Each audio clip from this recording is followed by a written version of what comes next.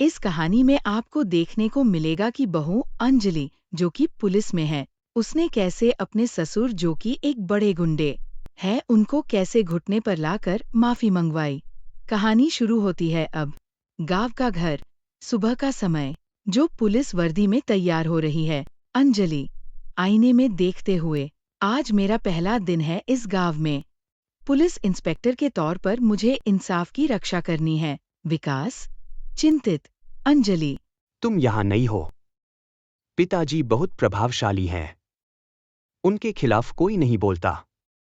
अंजलि मुस्कुराते हुए, विकास, मैं तुम्हारी पत्नी हूँ, लेकिन पहले एक पुलिस वाली हूँ। गलत को सही करने का वक्त आ गया है। सुनीता रसोई से आते हुए, बहू, नाश्ता कर लो। और हाँ, रमेश जी को कुछ मत बोलना, वो गुस्सा हो जाएंगे। माँ जी, मैं ड्यूटी पर हूँ। कोई भी गलत काम करेगा, उसे सजा मिलेगी। जहाँ रमेश गांव वालों को धमकाते दिखते हैं। रमेश जोर से, मोहन, मेरी जमीन का किराया दे, नहीं तो तुम्हारी दुकान बंद करवा दूंगा। मोहन गुस्से में, रमेश जी, आप हर बार किराया बढ़ा देते हैं। यह अन्याय है। रमेश हंसते हुए, गांव में मेरा राज है। मोहन, तू क्या कर लेगा? अंजलि की एंट्री पुलिस स्टेशन में। कांस्टेबल राहुल उसे सलाम करता है। मैडम, आपका स्वागत है। यह गांव शांत है, लेकिन रमेश जी का दबदबा है। अंजलि पुलिस स्टेशन देखते हुए, राहुल, मुझे गांव की सारी शिकायतें चाहिए। कोई भी अनदेखा नहीं होगा। शिकायत बहुत है, मैं आपको लाकर देता हूँ। आप अपने रूम में चलिए, मैं लेकर आता हूँ। मैडम अपने रूम में जाते हुए, मैडम अपने रूम में आकर बैठती है और राहुल ला इंतजार करती है। राहुल रूम में कंप्लेन लाते हुए, मैडम जल्दी जल्दी सारी कंप्लेन देखने लगती है। मैडम राहुल से पूछते हुए, रमेश की कोई कंप्लेन नहीं है क्या? राहुल हिचकते हुए, मैडम। मोहन मैडम के रूम में आते हुए, मैडम, रमेश जी मेरी दुकान छीनना चाहते हैं। मेरे पास किराया देने के पैसे नहीं हैं। अंजलि दृढ़ता से, मोहन जी, आपकी पूरी बात लिखी जाएगी। मैं खुद इसकी जांच करूंगी। मोहन की कंप्लेन लिखते हुई अंजलि। रमेश रास्ते में घूम रहा होता है, तभी उसका कोई जानकर आकर बताता है। तुम्हें पता है कि मोहन ने तुम्हारे खिलाफ रिपोर्ट करवाई है और लिखने वाली तुम्हारी बहू है। रमेश गुस्से में बोलता है। मैं जाकर देखता हूँ। वहां से वो घर के लिए चले जाता है। रमेश घर में आते ही, सब मर गए क्या? कोई है इस घर में? जल्दी से सुनीता आती है। क्या हुआ जी, आप इतने गुस्से में क्यों दिख रहे हो? ये नई बहू इतनी हिम्मत कैसे कर रही है? मेरे खिलाफ शिकायत? रमेश जी, वो पुलिस वाली है, शायद उसका फर्ज है। रमेश चिल्लाते हुए, फर्ज? मेरे घर में रहकर मेरे खिलाफ काम करेगी? विकास, अपनी पत्नी को समझाओ। विकास पीछे से सारी बातें सुन रहा होता है। आगे आकर घबराते हुए बोलता है।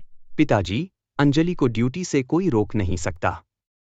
रमेश धमकी भरे लहजे में, अगर उसने मेरे खिलाफ कदम उठाया तो मैं उसे गांव से भगा दूंगा। वो आपकी बहू है और बहू बेटी सामान होती है। आप अपनी बेटी को घर से कैसे निकल दोगे? अंजलि जो गांव में सबूत इकट्ठा कर रही है। अंजलि गांव वालों से, रमेश जी ने और कितनों को परेशान किया है? कोई तो बोले। गांव वाला एक डरते हुए, मैडम हम कुछ नहीं कह सकते, वो हमें बर्बाद कर देंगे। अंजलि प्रेरित करते हुए, अगर आप सब साथ देंगे तो मैं रमेश को सजा दिलवाऊंगी। अंजलि रमेश को मोहन की दुकान पर धमकाते हुए पकड़ लेती है। रमेश मोहन को धमकाते हुए, आज रात तक किराया दे, नहीं तो तेरी दुकान जला दूंगा। अंजलि आवाज लगाते हुए, रमेश जी, रुकिए। आपकी धमकियां अब बंद होंगी। रमेश हैरानी से, बहू, तू मुझे रोक रही है? अंजलि कठोरता से, मैं आपकी बहू नहीं, पुलिस इंस्पेक्टर अंजलि हूँ। आपके खिलाफ शिकायत दर्ज है। रमेश हंसते हुए, तू मुझे जेल भेजेगी? गांव मेरा है, पुलिस भी मेरी बात मानती है। राहुल हथकड़ी दिखाते हुए, मैडम के आदेश हैं, रमेश जी चलिए स्टेशन।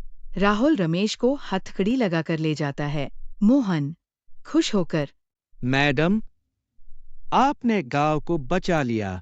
हिरासत की बात सुनकर सुनीता और विकास परेशान हैं। अंजलि कमरे में आते हुए, सुनीता रोते हुए, अंजलि, तुमने अपने ससुर को जेल भेज दिया। अब हमारी इज्जत का क्या होगा? विकास गुस्से में, अंजलि, तुमने हद कर दी। पिताजी को छुड़ाओ। अंजलि शांत स्वर में, माँ जी, विकास, मैंने वही किया जो सही था। रमेश जी ने गांव वालों का जीना हराम कर रखा था। विकास नरम पड़ते हुए, लेकिन वो मेरे पिता हैं।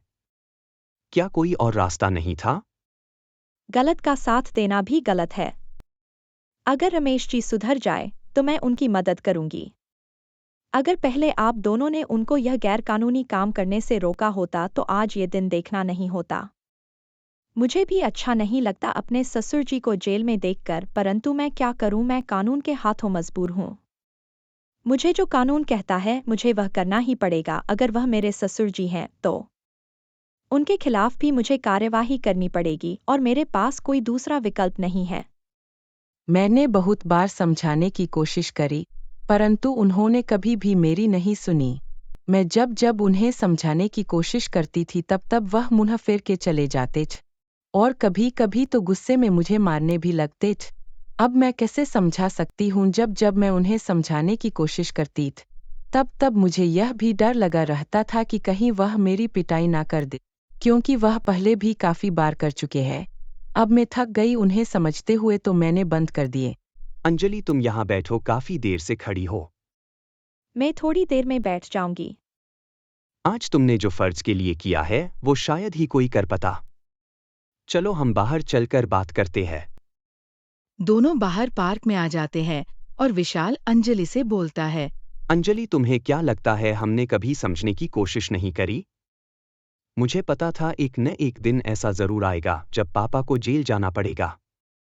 मैं भी उन्हें कई बार समझाने की कोशिश करी कि पापा अभी भी समय है, गैरकानूनी काम छोड़ दो, परंतु उनको कभी समझ नहीं आया। उल्टा वह मुझे समझते थे और वहां से भागा देते थे। ठीक है, मैं आप तुम्हारी बात समझ गई हूँ। मुझे तो लगता था कि पापा छोटे मोटे जुर्म करते हैं, पर उनके खिलाफ पुलिस की टीम और सबूत जमा कर रही है कि उनके ऊपर कौन कौन से जुर्म साबित होते हैं। उसी हिसाब से उन्हें सजा होगी, या अगर पापा आगे से गलत काम ना करे तो मैं कुछ करने की कोशिश कर सकती हूँ। रात को विकास सोचता है कि पापा को कैसे बाहर निकाला जा सकता है।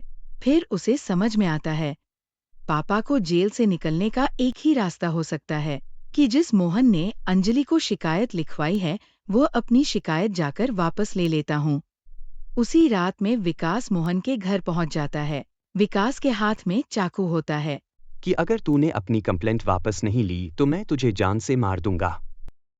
तूने जो कंप्लेंट करी है उसे मेरे पापा अभी पुलिस की जेल में बंद है और मुझे यह भी नहीं पता कि उनको और कितना टाइम लगेगा।